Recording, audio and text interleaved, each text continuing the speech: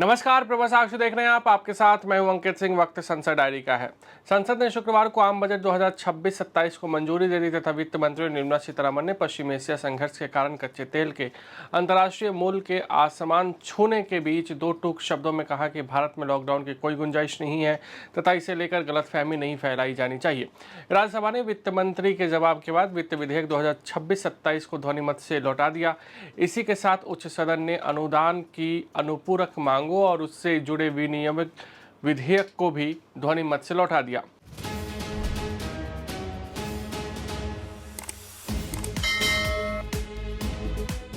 लोकसभा इनको पहले से ही मंजूरी दे चुकी है। राज्यसभा में वित्त मंत्री निर्मला सीतारमण ने वित्त विधेयक और विनियोग विधेयक पर हुई चर्चा का जवाब देते हुए कहा कि देश को विकसित बनाने और 140 करोड़ भारतीय नागरिकों की आकांक्षाओं को पूरा करने के लिए कदम उठाए जा रहे हैं।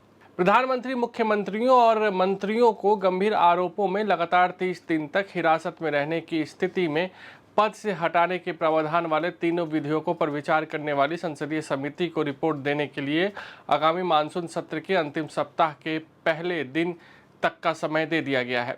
लोकसभा की कार्यवाही।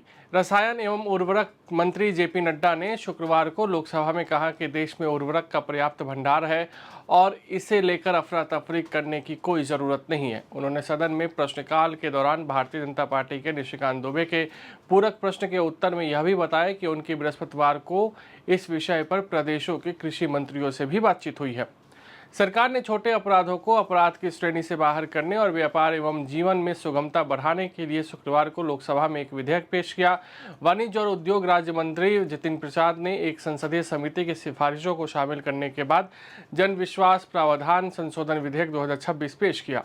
भारतीय जनता पार्टी की सांसद हेमा मालिनी ने उत्तर प्रदेश के वृंदावन में पर्यटकों का आगमन बढ़ने को लेकर मथुरा को अंतर्राष्ट्रीय पर्यटन स्थल के रूप में विकसित करने के लिए शुक्रवार को लोकसभा में सरकार से एक विशेष पैकेज की मांग की। भाजपा सांसद ने शून्यकाल के दौरान यह मुद्दा उठाते हुए कहा कि वृंदावन में पर्यटकों का आगमन काफ़ी बढ़ गया है और जेवर यानी कि नोएडा का जो अंतर्राष्ट्रीय हवाई अड्डा है शुरू होने के बाद इसमें और वृद्धि होने की संभावना है। भारतीय जनता पार्टी के सांसद निशिकांत दुबे ने शुक्रवार को केंद्र सरकार से आग्रह किया कि ईसाई और इस्लाम धर्म स्वीकार करने वाले आदिवासियों का अनुसूचित जनजाति का दर्जा खत्म किया जाए। उन्होंने लोकसभा में प्रश्नकाल के दौरान यह विषय उठाया और कहा कि यह सुनिश्चित करने के बाद झारखंड में परिसीमन कराया जाए।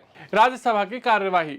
मध्य प्रदेश से भाजपा सांसद सुमेर सिंह सोलंकी ने जबरन धर्मांतरण के खिलाफ कड़े केंद्रीय कानून की मांग करते हुए शुक्रवार को राज्यसभा में कहा कि यह मुद्दा राष्ट्रीय सुरक्षा के लिए खतरा बन गया है और आदिवासी समुदायों की सांस्कृतिक पहचान पर इसका असर पड़ रहा है।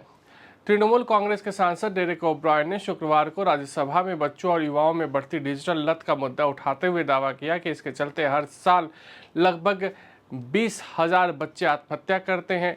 उन्होंने सरकार से इस संकट समाधान के लिए तत्काल कार्रवाई करने की मांग की।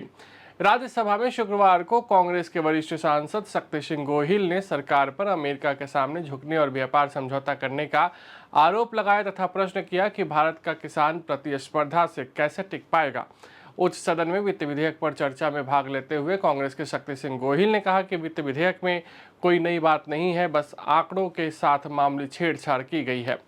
राज्यसभा में शुक्रवार को तृणमूल कांग्रेस के एक सांसद ने दावा किया कि 5 राज्यों में होने वाले चुनाव के कारण सरकार पेट्रोल और डीजल के दामों में वृद्धि नहीं कर रही तथा 29 अप्रैल के बाद इनके दाम बढ़ाए जाएंगे। उच्च सदन में चर्चा में भाग लेते हुए तृणमूल कांग्रेस के साकेत गोखले ने कहा कि सरकार पेट्रोल और डीजल पर उत्पाद शुल्क कम करने के लिए अपनी पीठ थपथपा रही है।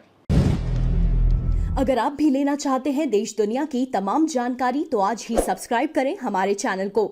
साथ ही नीचे दिए बेल आइकन को जरूर दबाएं ताकि हर अपडेट आप तक पहुंच सके।